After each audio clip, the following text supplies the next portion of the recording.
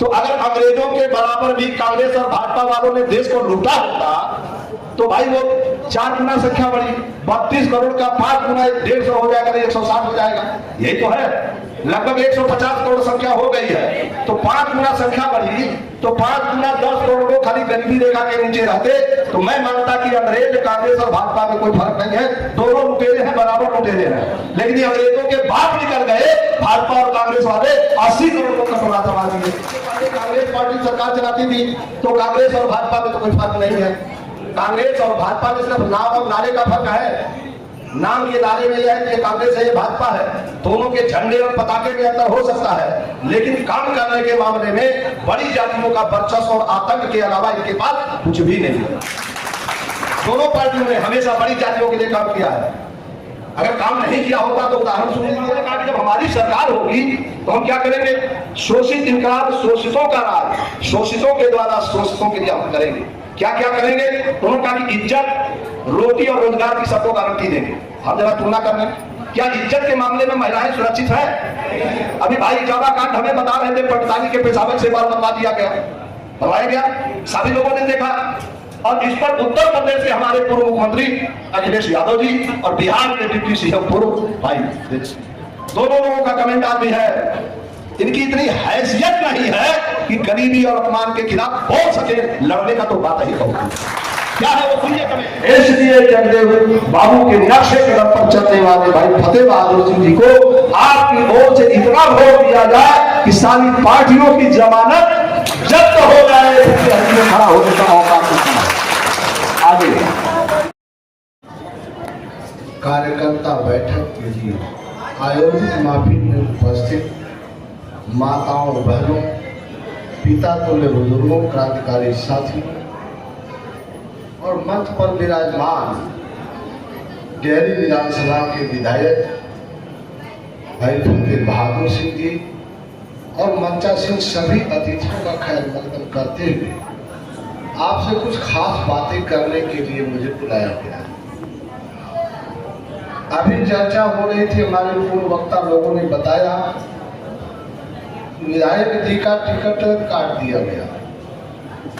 जानने की यह जरूरत है कि जब 15-20 वर्षों तक यहाँ पर जनता दल का प्रत्याशी लगातार हारता रहा,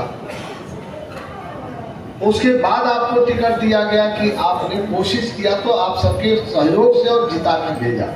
यही तो हुआ है। जो पथ निर्माण मंत्री इलियास हुसैन साहब हुआ करते थे, आखिर उनको हारने के पीछे क्या कारण रहा? क्या जनता दल की सरकार, जिसे भजबल मंडली के लोग जंगल राज की सरकार कहते थे, उसके लिए अकेले सिर्फ जो है कि इलियास हुसैन साहब जिम्मेदार थे, या सरकार भी जिम्मेदार रही? और जब सरकार जिम्मेदार रही तो आपने उस जिम्मेदार सरकार में हारे हुए स्थान को आप सबके सहयोग से जीत करके विधायक बने हैं। और बनने के बाद उन्होंने जो काम किया, उस काम करने में अपने लिए व्यक्तिगत काम किया। भाई एक विधायक की विपक्ष की हैसियत कितनी होती है? सामान्य हैसियत होती है, जो भी लोगों को काम मिला उन्होंने किया। हो सकता हो कि दाएं बाएं आपके गांव में आपके भाई के दरवाजे लग गया हो, आपके दरवाजे हेड पाइप ना लगा हो, गली दूसरे तरफ की बन गई, दूसरे तरफ की नहीं बनी, लेकिन जब अगर आप मौका देंगे तो इधर बन गई, अब उधर बनवाना नहीं है, और जहाँ हेड पाइप लग गया वहाँ लगवाना नहीं है, तो जो बचे हुए साथी नाराज हैं उनका भी विधायक भी बनवा देंगे ताकि आपकी भी न लगे। लेकिन टिकट जो काटा गया उसका जो मैं कारण समझ पा रहा हूँ, हम दूसरे की बात नहीं समझते। गांव से हमने पता किया, माननीय विधायक जी के अंदर एक नेतृत्व का गुण हो गया। आप नेतृत्व के सामने जीएस कहने वाले नहीं थे, जो बात सीधी और साफ उनसे बेलौक करते हैं। तब सवाल उठता है कि जनता दल गरीबों की रहनुमा पार्टी है, तो वो पार्टी तो कहती कि लोहिया और जयप्रकाश के रास्ते पर चलते हैं। मैं भी जानना चाहूंगा कि लोहिया और जयप्रकाश ने जो नारा दिया था उस नारे के आईने में कितना काम किया है नीतीश जी की पार्टी ने और कितना काम किया है लालू जी की पार्टी ने। ये दो ही पार्टियां तो शासन कर रही है। इसके पहले कांग्रेस पार्टी सरकार चलाती थी, तो कांग्रेस और भाजपा में तो कोई फर्क नहीं है। कांग्रेस और भाजपा में सिर्फ नाम और नारे का फर्क है। नाम के नारे में यह है कि ये कांग्रेस है, ये भाजपा है। दोनों के झंडे और पताके में अंतर हो सकता है, लेकिन काम करने के मामले में बड़ी जातियों का वर्चस्व और आतंक के अलावा इनके पास कुछ भी नहीं है। दोनों पार्टियों ने हमेशा बड़ी जातियों के लिए काम किया है। अगर काम नहीं किया होता तो उदाहरण सुन लीजिए और समझिए कि यह देश बेचे हैं या देश को बचाए हैं। तब हम आते हैं डेहरी में। 1947 में देश आजाद हुआ। 47 में जब देश आजाद हुआ, उसके पहले पूरे देश का मुसलमान भारत सरकार की नौकरियों में 33% और प्रदेश में 35% था। भाजपा तो 15 साल से है ना केंद्र में, लेकिन इसके पहले कांग्रेस 55 साल रही। इन लोगों ने क्या चलाया सरकार भाई? 33% वाला घट करके हो गया 1.5% और 35% वाला 2.5%। अब ये मुसलमानों का तो विकास कर रहे थे, अभी हमारे साथी चर्चा कर रहे थे। दूसरा, 15 अगस्त 47 को बंटवारा हुआ तो भारत में कुल 32 करोड़ संख्या थी। 3 करोड़ पाकिस्तान के हिस्से में गया जनसंख्या, तो 32 करोड़ में 2 करोड़ लोग गरीबी रेखा के नीचे थे। इतना बढ़िया कांग्रेस और भाजपा थर्ड मोर्चा ने सरकार चलाया। 78 साल की आजादी में, इस 78 साल की आजादी में 80 करोड़ लोगों को मोदी जी ने कटोरा थमा दिया। कहा कि ये 5 किलो राशन, मैं अपनी तरफ से तो नहीं जोड़ के बोल दिया, 80 करोड़ को तो भाई कटोरा लेके पकड़ाए हुए हैं। तो अगर अंग्रेजों के बराबर भी कांग्रेस और भाजपा वालों ने देश को लूटा होता तो भाई वो 4 गुना संख्या बढ़ी। 32 करोड़ का 5 गुना 150 हो जाएगा, नहीं 160 हो जाएगा। यही तो है, लगभग 150 करोड़ संख्या हो गई है। तो 5 गुना संख्या बढ़ी, तो 5 गुना 10 करोड़ लोग खाली गरीबी रेखा के नीचे रहते। तो मैं मानता कि अंग्रेज, कांग्रेस और भाजपा में कोई फर्क नहीं है, दोनों लुटेरे हैं, बराबर लुटेरे हैं। लेकिन ये अंग्रेजों के बाप निकल गए, भाजपा और कांग्रेस वाले 80 करोड़ को कटोरा थमा दिए। क्या इन लुटेरों को देश सौंपना ठीक है, प्रदेश सौंपना? मैं जानना चाहूंगा। अब दूसरी की लाइन बात, तीसरी लाइन, दोनों देशभक्ति का राग अलापते हैं और नाटक हमको समझाते हैं। देश आजाद हुआ, उसके पहले सन 32 में घोषणा हुआ कि भारत में रुपया, सोने और जो चांदी का है वो एक हाथ से दूसरे हाथ में चलते चलते घिस जाता है, वजन कम हो जाता है, मूल्य कम हो जाता है। थोड़ा पढ़ाई लिखाई का मामला है, आप समझेंगे गहराई से।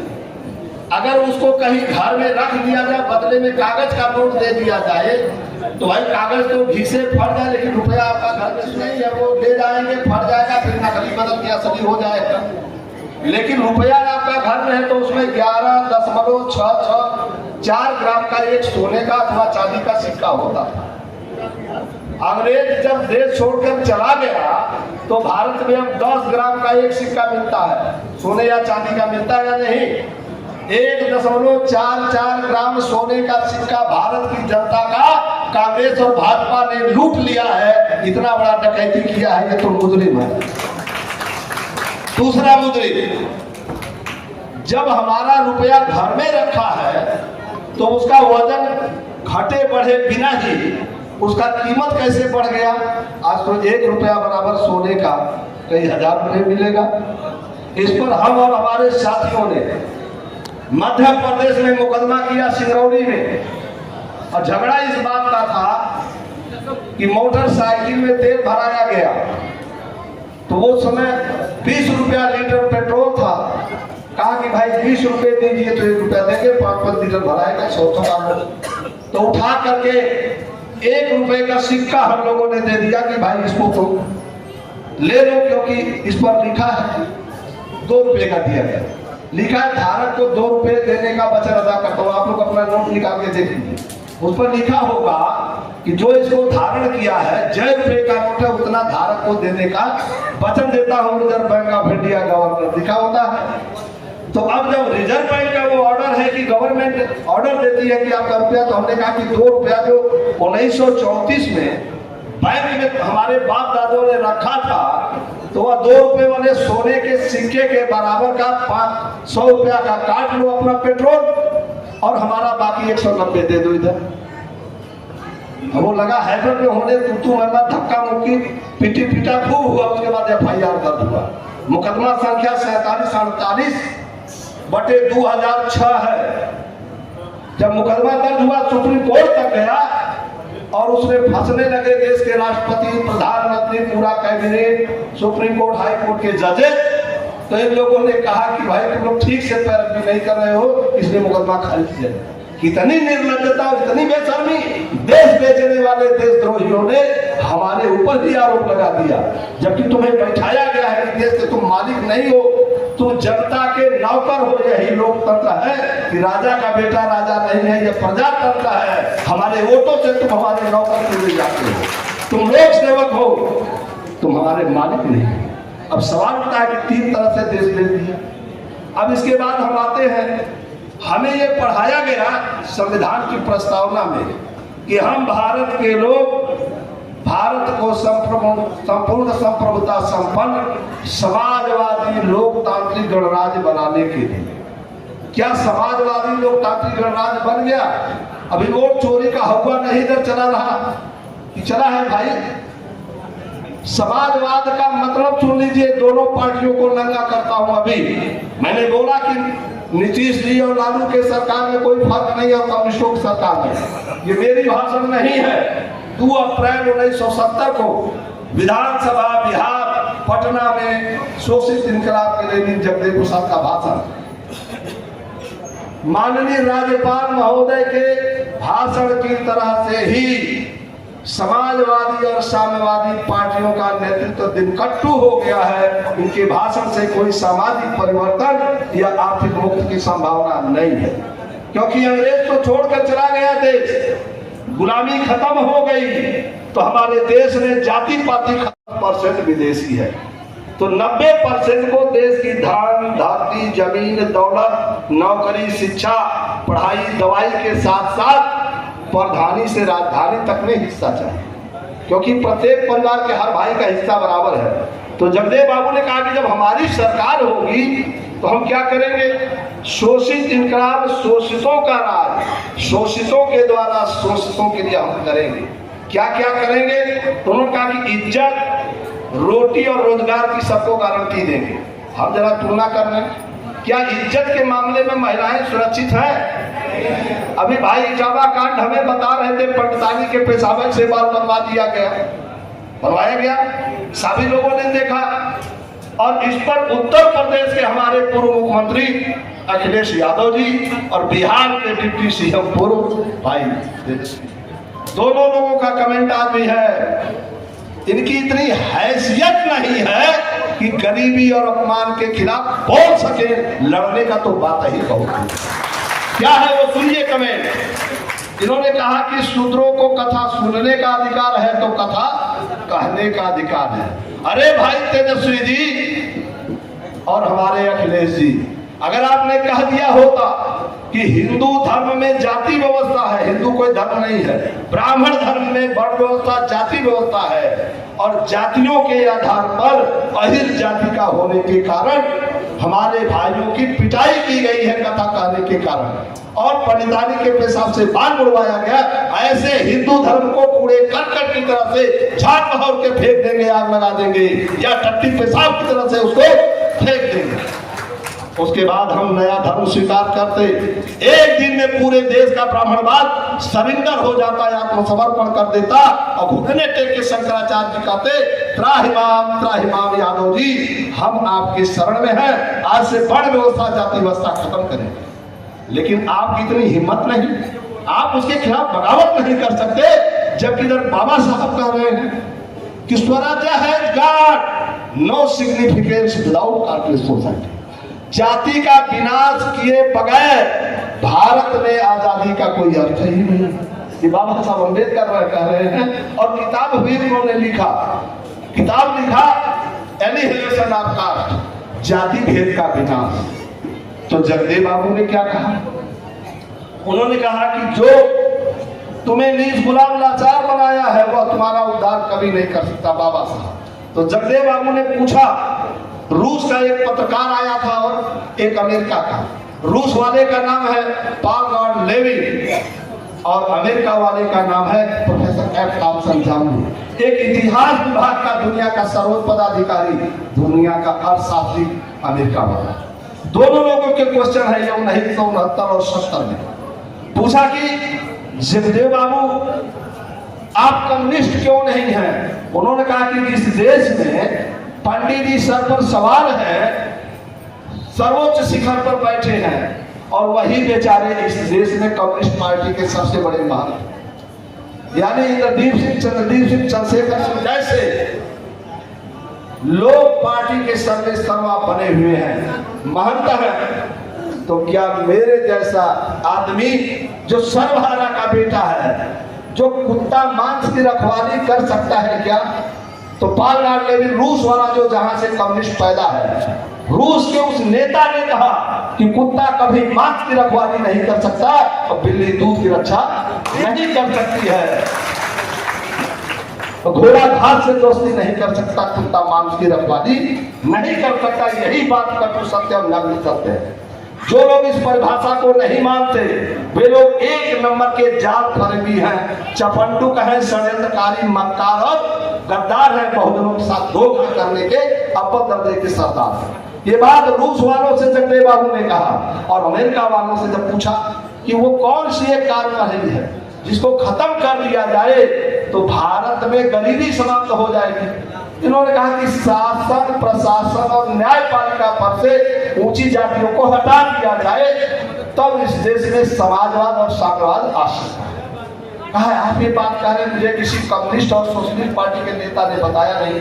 कहे कि इसका सच्चाई ये है कि कम्युनिस्ट पार्टियों के नेता ऊंची जात के हैं तो सोशलिस्ट पार्टी के भी नेता ऊंची जात के। इसीलिए आजादी के 78 सालों के बाद भी आज तक भारत में न गरीबी का खात्मा हुआ न तो जाति पाति का।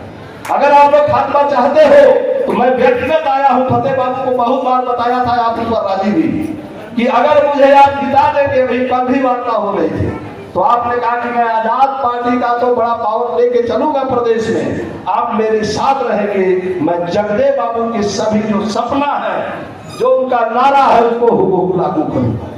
क्या आप चाहते हैं कि जगदेव बाबू का सपना पूरा हो? बोलिए भाई कृपया। अगर चाहते हैं तो जगदेव बाबू का कुछ सपना सुन लीजिए। पहले लाइन में बोले हैं कि इज्जत सबको देंगे, चाहे ऊंची जात का हो या नीची जात का। ये भारतीय संविधान का अनुच्छेद 14 सबको समान बराबरी का अधिकार देंगे। दूसरा है रोटी देंगे।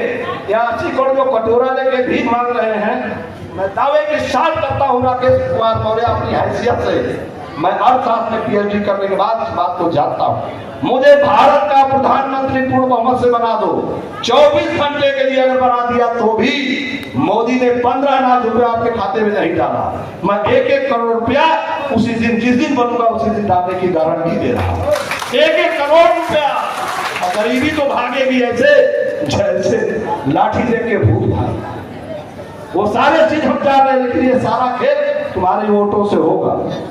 तो फतेह बाबू से बात की लड़ाई लड़ रहे हैं और इनका पार्टी का नेता इनको रोकने में लगा है कि जाति पाति रहनी चाहिए, माँ बहनों की आपने लूटनी चाहिए, बेइज्जती होनी चाहिए, गरीब बने रहेंगे तब हमारी बात सुनी जाएगी।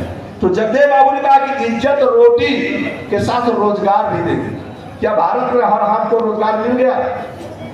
अरे नौकरी मिली है तो नहीं मिली तो काहे का ये समाजवादी, काहे का साम्यवादी? अब समाजवाद और साम्यवाद की परिभाषा, समाजवाद एक लाइन में डॉक्टर लोहिया का वर्क टू पे। जैसे एक परिवार में माता पिता, एक बेटा, एक बहू और एक उसका बच्चा, 5 हो गए। अगर कमाने वाला सिर्फ बेटा है तो उसको इतना वेतन दिया जाएगा जितना वो काम करता है। इसको कहते हैं काम के बदले वेतन। लेकिन मार्क्स ने ये कहा, जो साम्यवादी हैं, जो भारत में साम्यवादी जो ठपोर संख्य है तो साबित है, काम के अनुसार नहीं, जितनी आवश्यकता है, माँ को जितनी आवश्यकता है, जितना बाप को है, जितना बच्चे को है, जितना बहू को है, जितना कमाने वाले को है, 5 को उतना वेतन मिलेगा जिससे पढ़ाई दवाई का मुफ्त इंतजाम हो जाएगा। और ये बात जब ये लोग लागू नहीं कर सके इस देश में, धोखा दिए, तब जगदेव प्रसाद को शोषित दल बनाने की जरूरत पड़ी। और बनाने के दिन ही उन्होंने कहा था कि आज मैं 100 साल के लंबी लड़ाई की बुनियाद डाल रहा हूँ, 100 साल के लंबी लड़ाई की बुनियाद डाल रहा हूँ। यह एक क्रांतिकारी पार्टी है, इसमें आने और जाने वालों में कोई कमी नहीं रहेगी। इसकी लड़ाई लंबी और तगड़ी होगी, इसकी धारा कभी रुकेगी नहीं।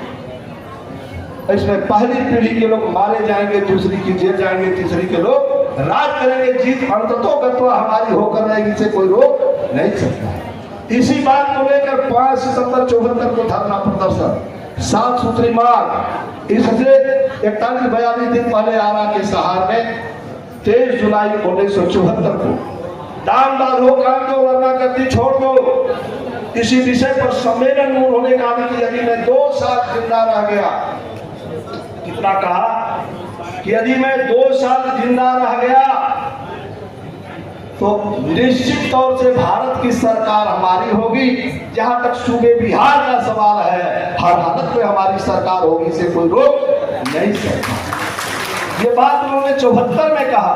और 74 से आज कैसा हो गया भाई? 26 साल उधर, 51 साल। 51 साल पहले का कि 2 साल के अंदर अगर मुझे बना दिया तो इस देश में कोई न गरीब रहेगा, न कोई अमीर रहेगा, न कोई ऊंची जात वाला रहेगा, न कोई नीची जात वाला रहेगा, सभी मनुष्य बन के जिंदा रहेगा। ऐसा भारत हम बनाना चाहते हैं। तब उसके बाद उन्होंने कहा दूसरे नंबर बंद कर, इज्जत रोटी रोजगार की गारंटी दे दूंगा। और दूसरे नंबर पर कहा कि पढ़ाई और दवाई एकदम मुफ्त कर दूंगा। किसी को अपने बच्चे को पढ़ाने के लिए और दवाई के लिए दर ठोकर नहीं खाना होगा, सरकार इलाज कराएगी। और कोई प्राइवेट न स्कूल होगा और ना ही प्राइवेट अस्पताल होगा कि डॉक्टर साहब मनमानी फीस ले। ये सब कुछ बंद कर दूंगा, क्योंकि यह जनता का शासन जनता के लिए, जनता के द्वारा होना चाहिए। यही लोकतंत्र की परिभाषा है। तीसरे नंबर पर कहा जमीन और दौलत का बंटवारा कर दूंगा। कोई हजारों एकड़ जमीन का मालिक है, किसी को सर छुपाने के लिए, झोपड़ी लगाने के लिए जगह नहीं है। तो ये फतेह बहादुर सिंह जी ने अपने दिल दिमाग में ठाना है। इसी बात को पहचान कर इनके पार्टी वालों ने इनका टिकट भी काटा है। इसलिए जगदेव बाबू के नक्शे कदम पर चलने वाले भाई फतेह बहादुर सिंह जी को आपकी ओर से इतना वोट दिया जाए कि सारी पार्टियों की जमानत जब्त हो जाए, खड़ा होने का मौका मिलता। आगे असली समाजवाद यानी वैज्ञानिक समाजवाद, जिसको कहा कि माता पिता बच्चा और भाई के बाद जीवन जीने की रोटी मिले, वो समाजवाद अगर चाहते बंद कर रहा, वो समाजवाद लाना चाहते तो अगर अकेले आप जिता के मान लीजिए भेज देंगे।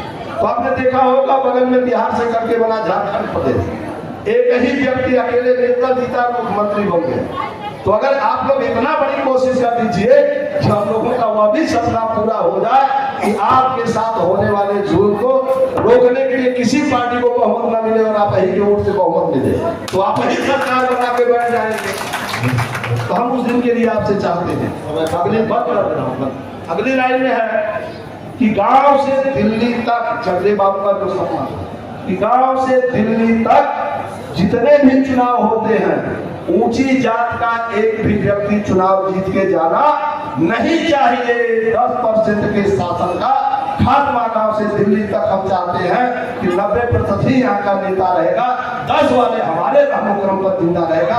ये जगदेव बाबू, इसलिए तो अंतिम बारी बोल रहे हैं भाई फतेह सिंह की कामयाबी पर अगर आप लोगों ने दिल दिमाग से साथ दे दिया और ये विजयी होते हैं तो इन पर लिखना पड़ा कि भाई फतेह सिंह की कामयाबी पर बुलंद फुरोजों का कारवां होगा और यह मनवाली जल्लाद के हाथों से जल्द ही अशोका दिग्रेट का आसिया होगा। अरे चखाएंगे मजा गुलशन की गुस्ताखी का, चखाएंगे मजा गुलशन से की गई गुस्ताखी का। देखें आज कौन आपके साथ खड़ा होता है, क्योंकि न जाने बाद मुर्दन कौन यहाँ और कौन वहां खड़ा होता है। इन सारी बातों के साथ अंतिम बारी कह के विराम लूंगा। आप लोग जाएं और 10 तारीख से ही रिजल्ट पूरा बनाने, वैसे आगे से इनको हर हालत में अपने अपने बूथ से जिताएंगे। क्यों माता बहनों, आप लोग जिस गांव घर की रहने वाली हैं, हर घर में जाके अपने अपने बूथ से आप जिताने का काम करेंगी? कृपया हाथ उठा के बताएं। अपने अपने बूथ से जिताएंगी ना? तो आप लोग क्या भाई आप लोगों से कम रहेंगे? आप लोग भी जिताएंगे। तो आपकी जीत सुनिश्चित होनी चाहिए, क्योंकि इसी में आप सबकी भलाई है। नहीं तो ये मनमानागिरी करने वाले नेता लोग जब जिधर मन में आता है उधर ही आपको ले जाते हैं। इन्हीं बातों के साथ अपनी बात धन्यवाद। पहले अंतिम बातें कह देता हूँ।